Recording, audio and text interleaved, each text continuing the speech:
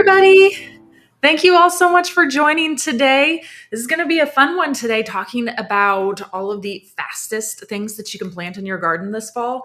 And I know this is probably a lot for me too, because I am definitely that impatient gardener that I'm like, I want to see results. I want success. And so I thought that today this would be a perfect one to talk about because there's a lot of things too that I'm trying to sneak in and do before I get my first fall frost or before it gets too cold to be able to grow much of anything. I'm trying to sneak in things here and there.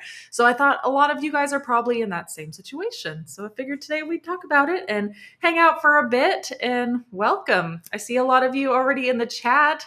Hello, everybody.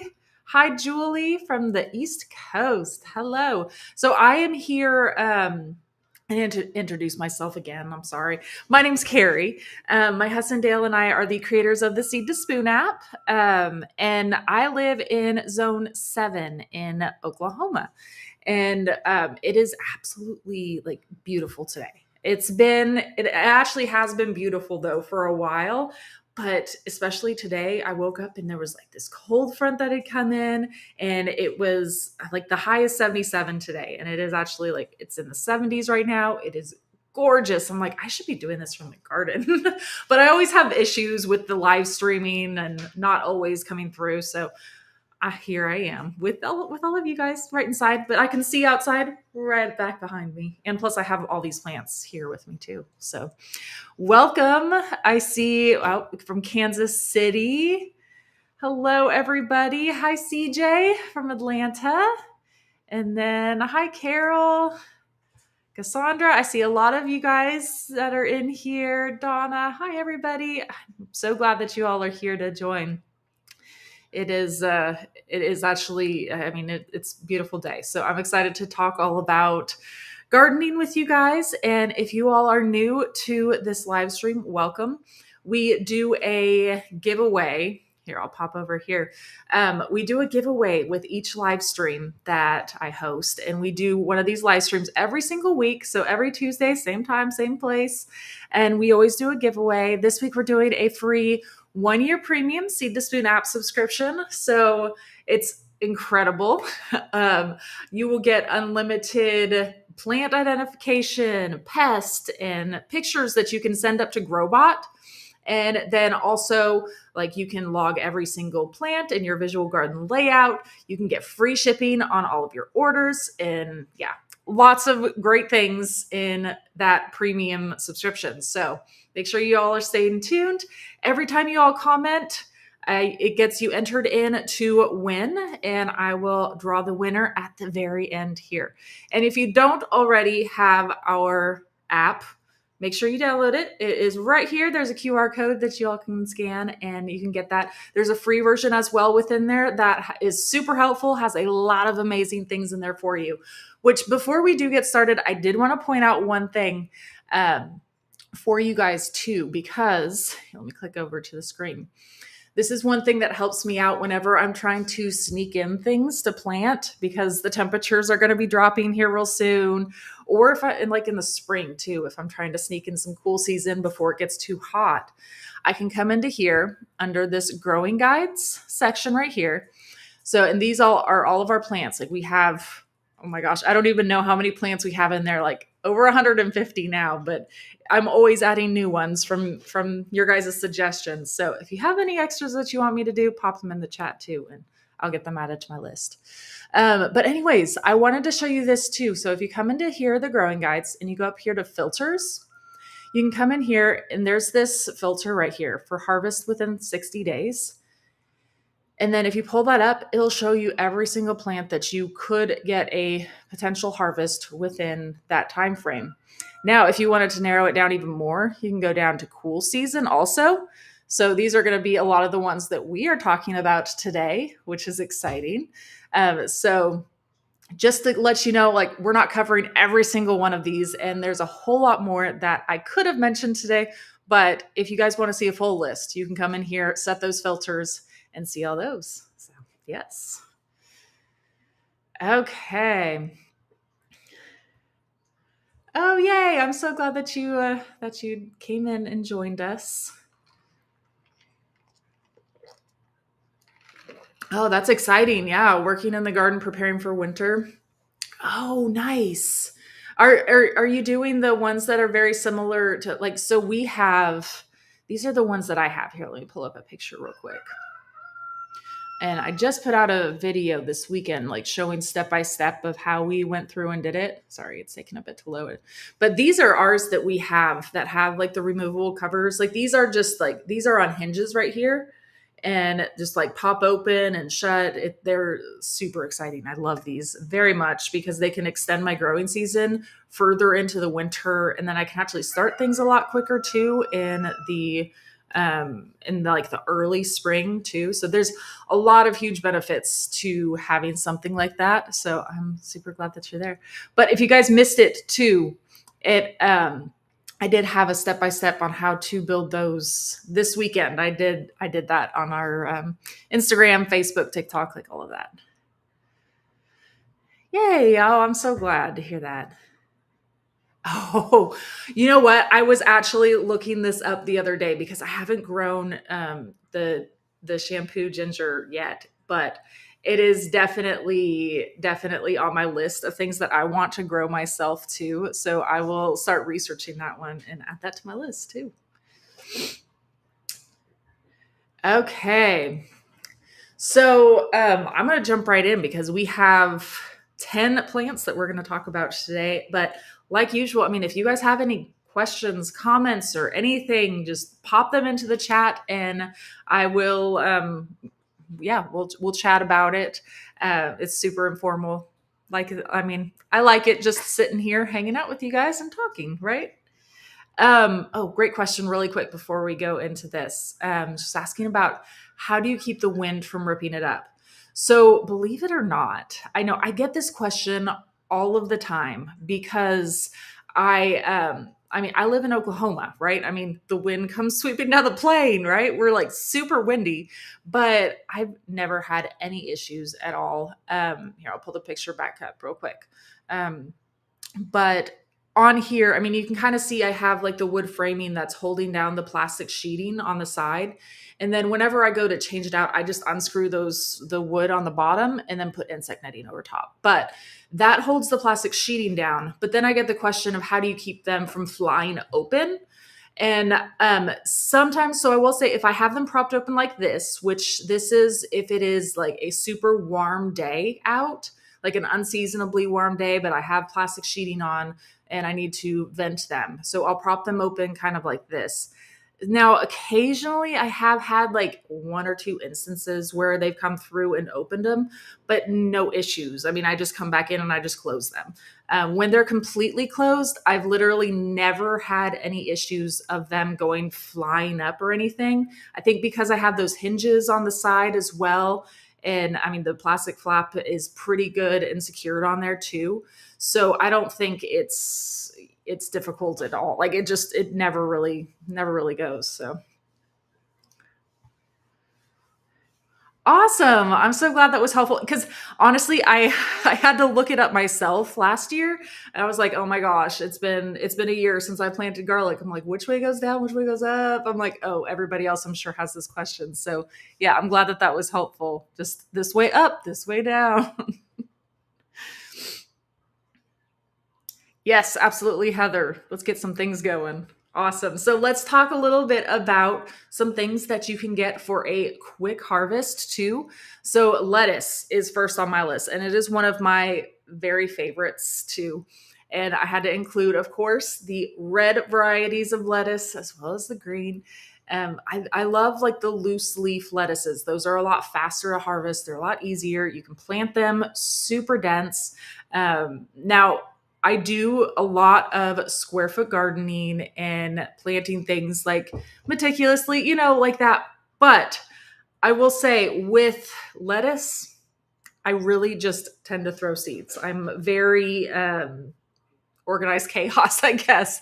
I just have a lettuce area and I go through and I just sprinkle the seeds. That's all I do for lettuce. And then I go through and thin them down as they start growing. So That way I have baby leaves and I can start harvesting them a lot quicker too, which is the great thing about lettuce because they start popping up real quick and you can harvest them as baby leaves. Same as something like spinach too, which is very same. We'll talk about that here in a little bit. But yeah, lettuce is definitely one to have on your list. Now I have a couple favorite varieties too that are amazing. I love the red sales, which is like it's a little bit red and it's beautiful. There's also a romaine tri-blend from Park Seed that's absolutely beautiful. It has a bunch of different types of lettuce in there, different colors, and I'm all about different colors and unique things and all of that.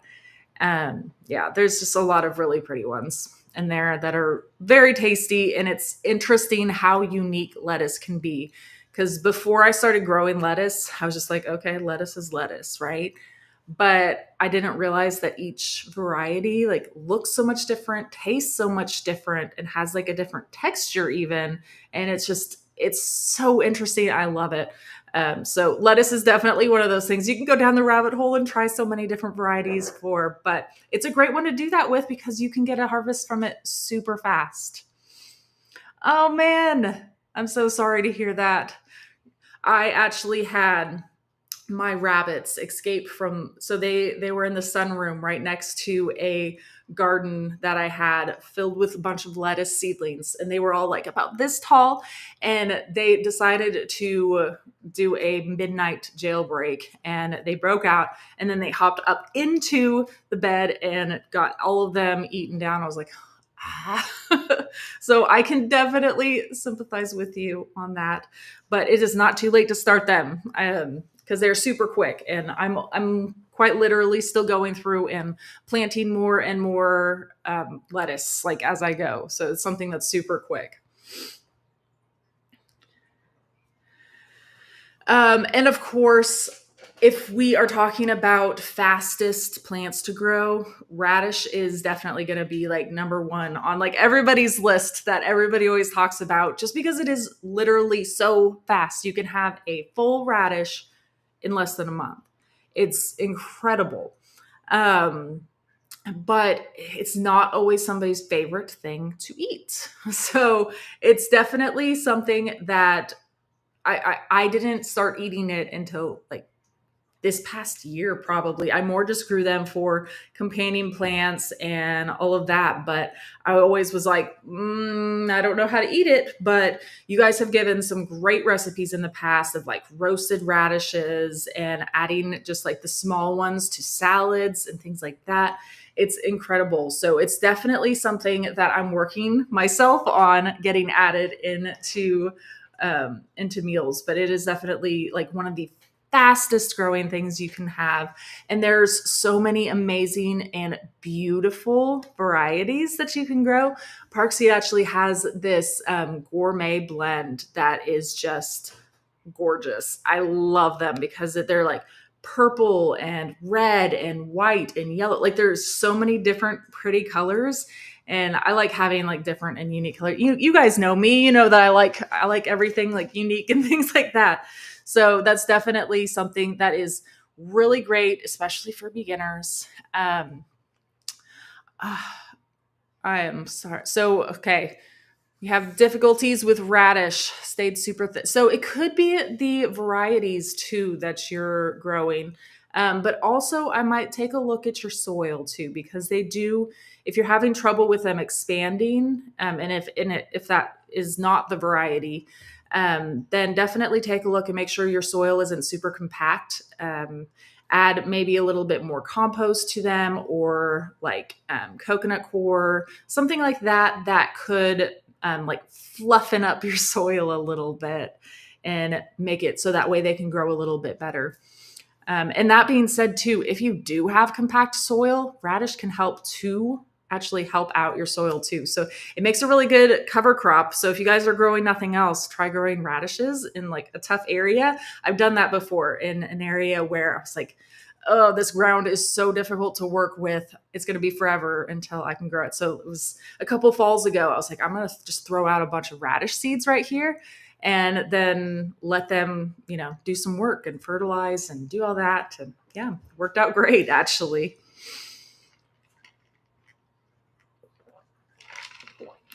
Awesome. Yes, absolutely. We definitely need to eat all of our colors. I love having a bunch of different colors. Okay, so Gigi Plant Lady was asking, have you ever done celery microgreens? So we'll actually be talking about microgreens here at the end. We'll touch on some of those, but I have actually never tried celery microgreens. So if anybody else in the chat, pop in and let us know if you guys have tried them, because that's something that sounds interesting. I've never tried it myself. But it definitely sounds interesting. I've done, let's see, right now I have my favorite one's going, some cilantro microgreens right up there. I just got those started last week. Um, and then I have a bunch of, let's see, I'm going to be starting more at least, but I've done a bunch of like broccoli, peas, basil. Um, I mean, I feel like I've grown a lot, sunflowers, all of those, but I've never tried celery. So if you guys have, definitely pop it into the chat. Let her know. Okay, and then spinach. Okay, so I know I talked briefly about lettuce at the very beginning. Now this is very similar too with spinach. It's I grow it in a very similar way because I plant spinach very dense, especially this time of year whenever I'm trying to get a bunch of them going. And I will toss them out, make them very dense, and then I start harvesting them whenever they're the little tiny baby leaves. And I essentially just go through and thin them down, but I eat the baby leaves, which is perfect. And then I thin them down and make it so that way there's appropriate amounts of them being full-size plants.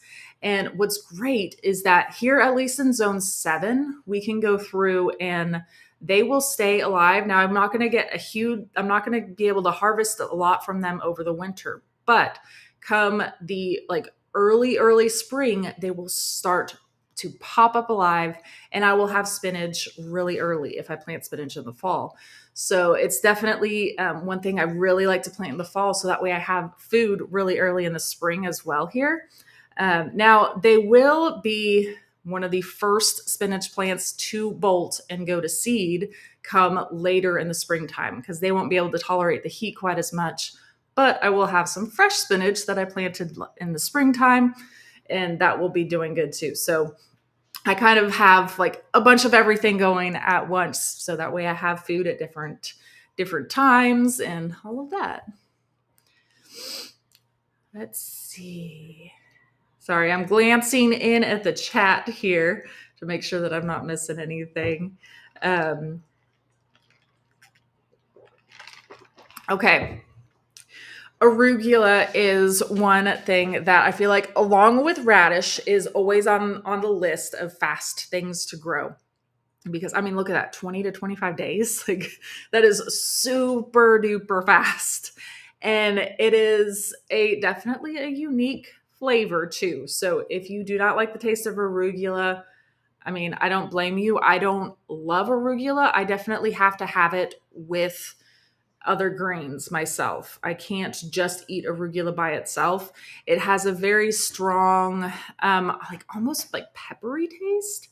I like it, but it's not like something I'm going to eat a lot of by itself, if that makes sense. Yes, I like it. Yes, rocket. Yeah, that's what they're known as, like being super fast. Um, but like I said, it's a unique taste. But if you haven't tried it, definitely give it a try and see what you think of it. But if you aren't a fan, just try mixing it in with other like lettuce and spinach, kale, like all of those, and you'll be great. Like you won't taste it at all. Like a lot of salad mixes, like if you get like a salad mix pack, it'll have some arugula and lettuce, and like it'll have all of that built in because it fits right in with a salad. So like I said, it's definitely not something that I want to do by itself, but it is a great addition to meals. Oh, I like this idea. So she was saying that arugula overtook her garden. Yes, I can see that happening because it grows really fast. Yes, don't really like it raw, but it was really good to use as a substitute for pepper in soups. I love that idea. Yeah, adding this to soups would be amazing. And it's amazing health benefits too. So that's definitely a great idea. I love that. And then green onions. I love it. Green onions are one of my very, very favorite herbs. Like I love the taste of all of them. And honestly, like the flowers that they give are super tasty too.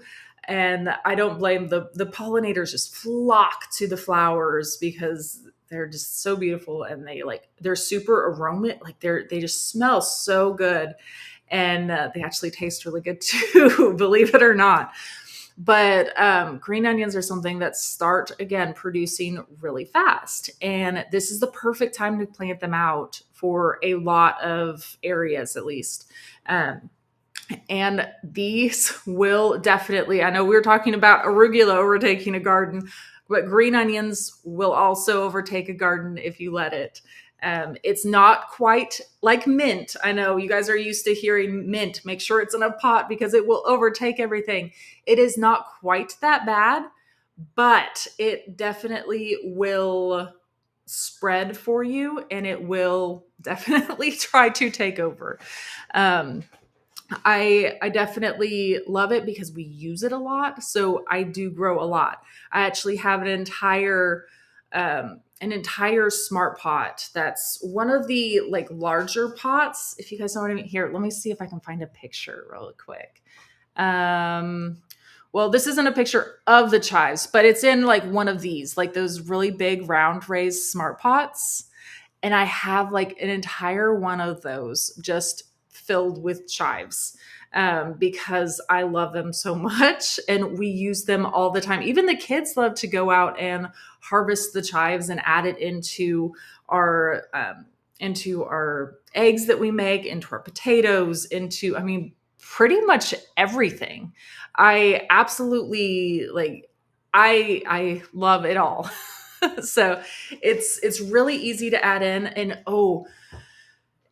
I'd have to show you these scissors too, because these scissors are amazing for using them. Right here, these herb scissors, if you grow chives or I mean really anything, these make using them in the kitchen so much easier. So they have 5 different blades on them and you just use these to cut and you can just cut down those, those herbs right there. And it cuts them into like perfect little tiny pieces. I love them. But I could do chives without it, but like honestly, this just makes it so much easier than having to use like a knife or regular scissors or something like that. Like it just goes so much faster and it's so easy. So I definitely wanted to point that out really quick too. I absolutely, I use those all the time.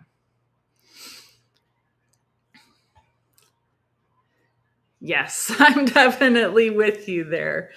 Oh, good call out here, Donna. Yes. So green onion is a great pest controller. So it is very fragrant, just like the like garlic and onions and all of that. And it works really great as deterring because it's just so strong scented. Yes, I love them. Oh, how's the cleaning of the scissors? Oh, did I already close them out? Oh, they don't have a picture of it. So there's like this little thing that comes in that you can like put in the middle just to get anything like residual out, if that makes any sense at all. But it is very easy. I mean, if you lose that piece, like honestly, like you can just like slide your finger. Now, don't cut yourself, but I've never cut myself. I just kind of go and I like, yep, they're done.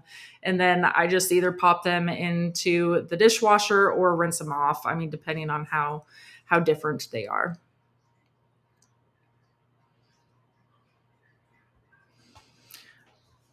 Okay, cool. So let's talk about green onions and chives.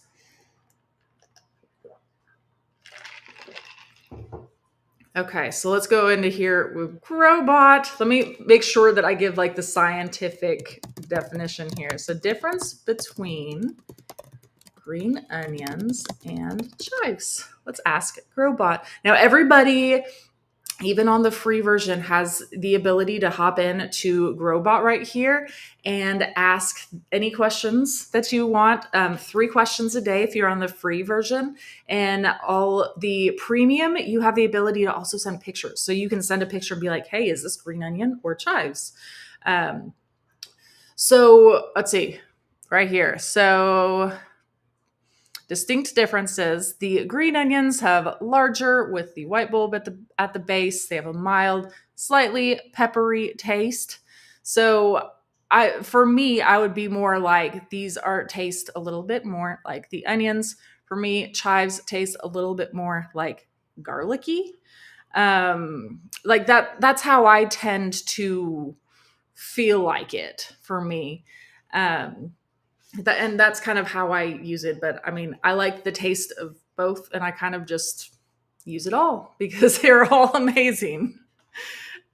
I love this. Yeah, Growbot is my best friend now. I know. I'm right there with you because I pull up Growbot all the time. I'm just like, oh, I know who to ask this question for because like I pull it up all the time, and I have plants in my garden that pop up randomly. I'm like, I know this is probably a weed, but let me see what it is and if it's something that I could use or that I should just keep there.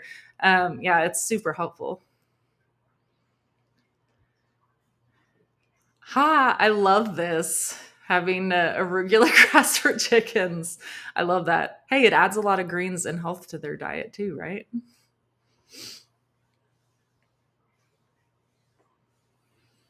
Okay, one of my favorite plants right here is kohlrabi.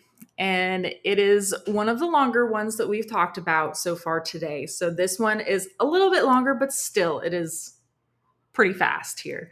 So it's about 40 to 50 days, depending on the variety that you have too, because they're all just slightly different too. But kohlrabi is awesome. And I mean, look at it. It looks so unique and so interesting. But this is a member of the brassica family. So the brassica family is like broccoli, cabbage, kale, cauliflower, all of those right there. And so this is going to taste very similar. How I always kind of describe it is more of like a broccoli taste, especially the like that circle. So like the entire plant there is edible, and you can eat that ball right there on the bottom, and all the leaves are edible. All of it is amazing.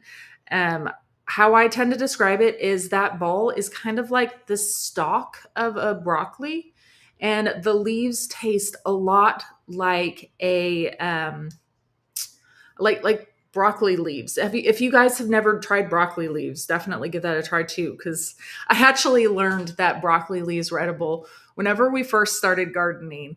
We had a huge hailstorm come out of nowhere and just demolish like so many different like cabbages and broccoli plants and all that. We were devastated, and we were like, oh my gosh, can we just at least eat these leaves? And we're like, oh, we can.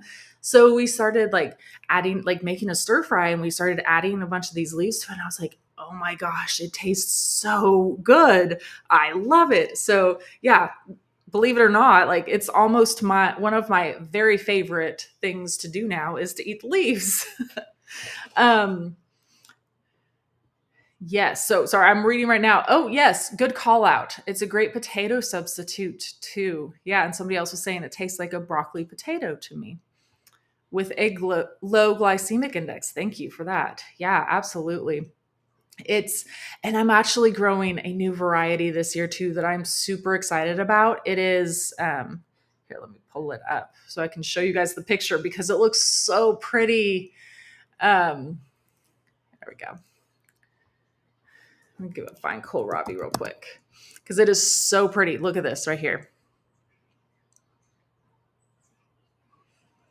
This is the one I'm growing right now. I'm so excited because I love kohlrabi and I grow it every single year. But this is a new one for Park Seed to have. And I was like, I absolutely have to try that one. So I have that one growing right now. It's on my porch right back here in a smart pot. and it's only about like this big right now or so, but I'm super excited. It hasn't started to bulb, but it's going to be so pretty. I love it. I can't wait. I have a purple broccoli and a purple kohlrabi going next to each other out there. So I have fun, as you can tell. Oh, yay. Robin's doing the same too. The purple ones too. I love it. Yes. Oh, I know. I know. I get really excited with all of the colors. Okay, so Donna says, can you use it as a puree? So that's interesting. I I have not tried it as that. Um, I'm not sure, honestly. Like, somebody pop in the chat if you've tried it before as a puree. I never have. I've always chopped it and eaten it either in like a stir fry. I've made fritters with them. I've eaten them just like broccoli. Like I pop them into the air fryer, and if you pop a little cheese on them, the kids love them too. Like that's typically how we go about eating our kohlrabi. So I would be interested to hear what you say there. I love that. Yes, I know. It's exciting, right? I have a new purple plant. Love it. But yes, definitely everybody try growing this year. You definitely will not regret it. It's one that it's super rewarding. It's very unique. It's beautiful, and it's definitely great. So believe it or not, I know it looks intimidating because you're like, what in the world do I do with that? But really, like, just chop it at the base, bring it inside, and start chopping it up into like little pieces, like into like little bite-sized pieces. And you can either roast it, you can put it into a stir fry, you can put it into the air fryer. I've done all of those, and it's so easy to do. So give one of those a try because it's very easy to do.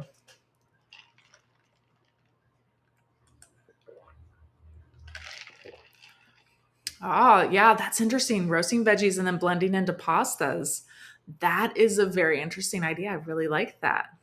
I really like that.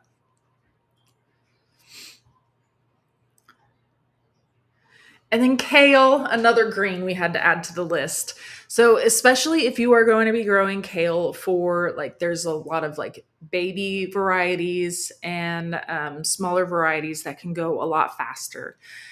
Kale is definitely one that will do it. And also, just the hardiness of kale is amazing. So I can plant kale like right now, and I'm not worried at all about it until, I mean, maybe in like February, I might look at, but I mean, honestly, here in zone 7, like my kale I just leave it be and it does amazing. It might like stop producing, but it doesn't die on me at least. And, and then in the springtime, it's just flourishing. Like this year, I kid you not, I had this plant that was like probably at least like 4 to 5 feet tall and like super wet. Like it was huge, huge kale. It was the white Russian variety. It was just huge. I planted it last fall, and then it just like took over, and it survived like all winter long, and then all spring, and then all summer pretty much. I mean, it eventually died off, but I was like, oh my gosh, like it was like the most prolifically huge kale I've ever done. But again, kale is definitely something that I love to add to salads. It's really easy to add to and hide into different meals and things like that. Because I know you guys were talking about hiding things in pasta and all that. So it's definitely something that's great for that. Add them to stir fries. I mean, the uses are pretty much like everywhere. I love it. Huh. Interesting. I love this little piece of trivia. In the 80s, Pizza Hut was the number one buyer of kale for garnish on their salad bars. That's really interesting. Huh. I love it.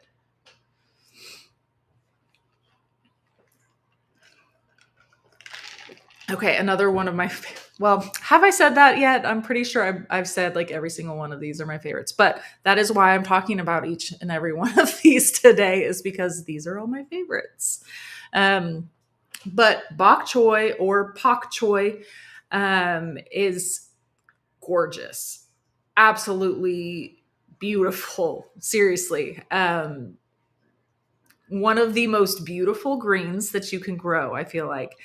Now, I personally do not like the taste of them whenever they are raw. I love the taste of them whenever they're cooked. So I take these and they taste a little bit like, I know we were talking about like the broccoli in like the cabbage leaves and things like that, and how you can eat those and like stir fries and things like that. That's where this bok choy just thrives. It is like the taste of that. It tastes so good.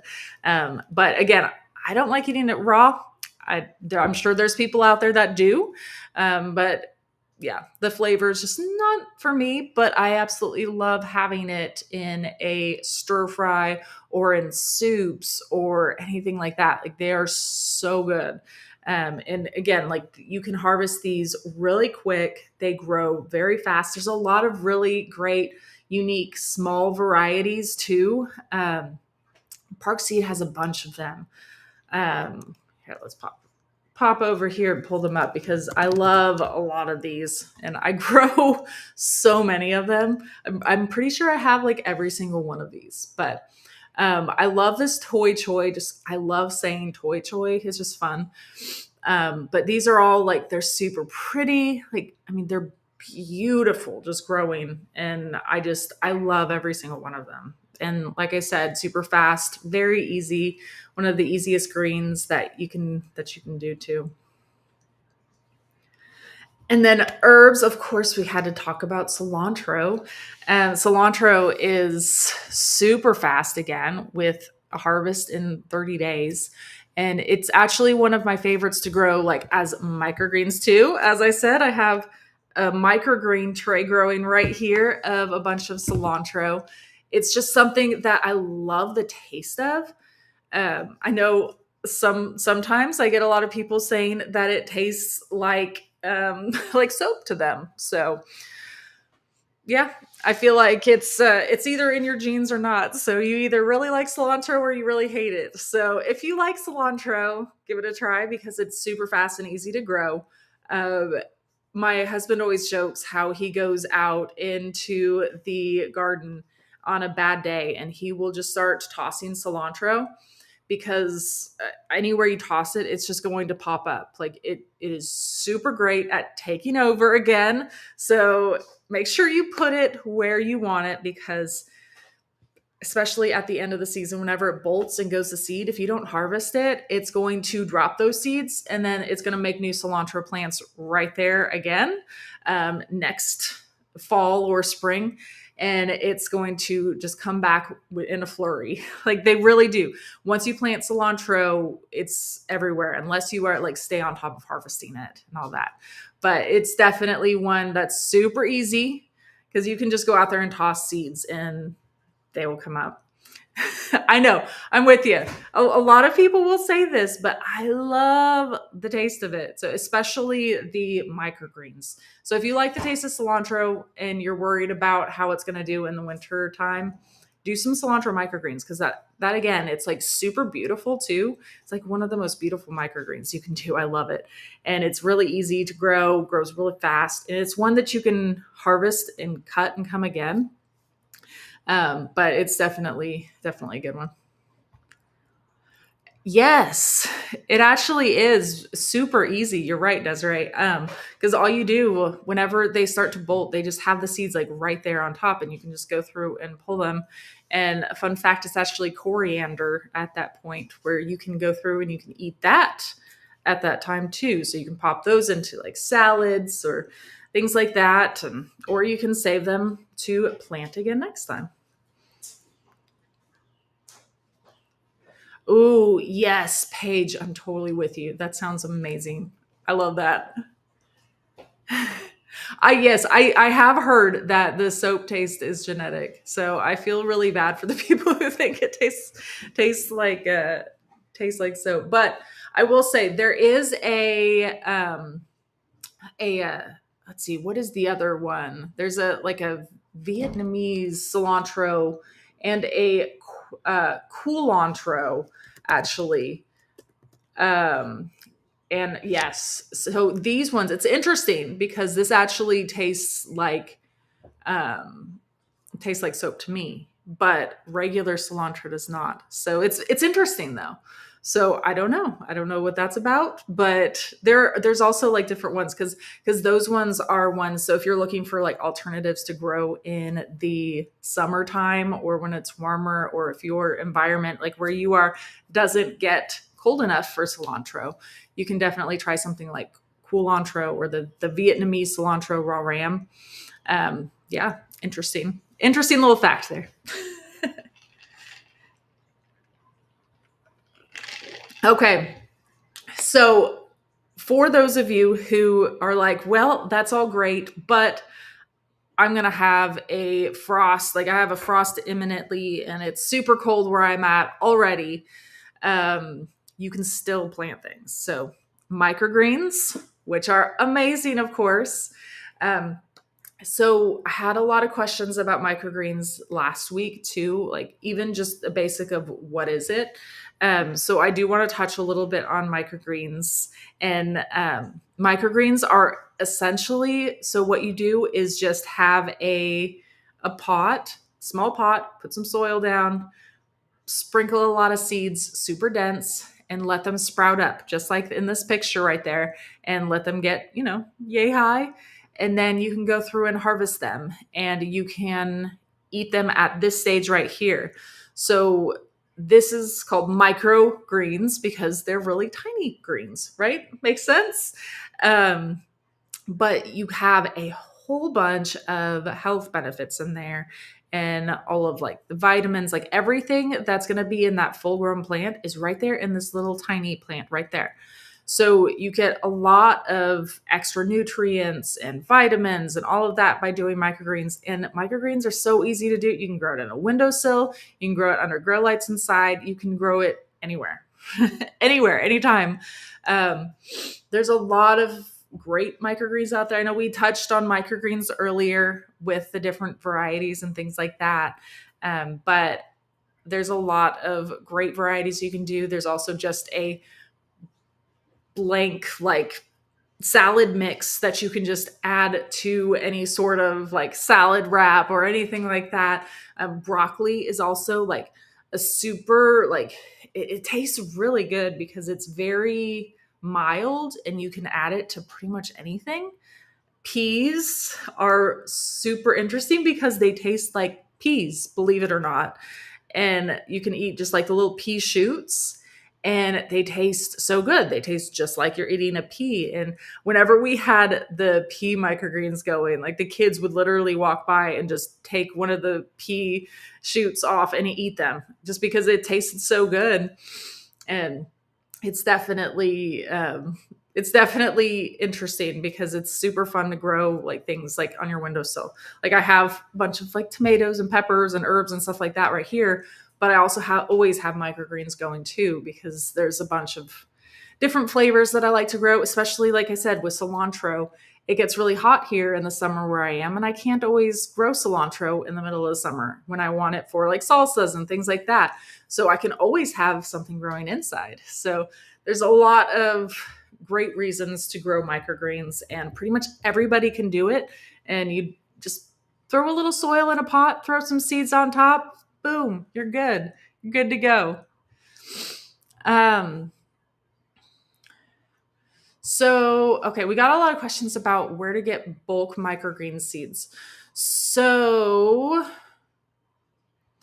you can get microgreens. I'm not sure how, like, there was a question saying, like, how bulk are you talking? But you can get microgreen seeds here on Park Seed. And there's a bunch of different mixes, and they do have larger ones too, that you can do depending on how large you're wanting it. They do have larger packs of seeds as well. Um, this is a great question that I get all the time too, Robin. So, do you have to get actual microgreen seeds, or do you just use regular seeds and harvest them when they are small? So, you can actually just plant anything. So, if you have like a bunch of extra cilantro seeds left over from last spring, whenever your cilantro seeds all went up to seed. You can use those. Like, you can use any seeds you want to. I mean, any seeds that you can eat the microgreens of, and you can do that. And yeah, it doesn't have to be specific actual microgreen seeds or anything. I was laughing at this nano greens, something that's even smaller than microgreens. I love it. But yes, if you don't have time to even grow some of those fastest things that we were talking about, try doing microgreens. And you can do that all year round inside, pretty much anything and everything. Okay, so if you guys have any questions at all, please feel free to pop them into the chat. And I'm going to go through and select a winner to here, I see a bunch of questions here. Could you mix the seeds to make microgreens? I actually, absolutely. You can grow like a bunch of different types. Just try to make sure that the different types of seeds are relatively the same sprouting times, or else you're going to have like things that are overshadowing others. So typically, if it's an actual like one of these microgreens mixes right here, those are all like already designed to grow like at the same speed. So they put the ones together that will actually grow well together. So that's what those are really good for. But you can also just go in here and like look and see, okay, what mixes did they put together? And then you can make your own too. So either way, however you want to do it.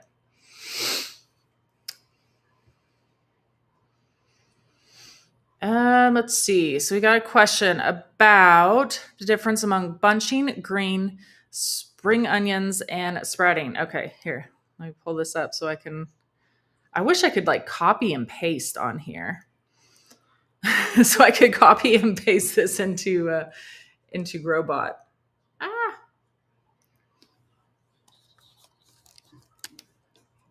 Okay. Difference between what was it again? All of them. Bunching, green, sprouting? Did you say sprouting? Nope. Spring onions and scallions.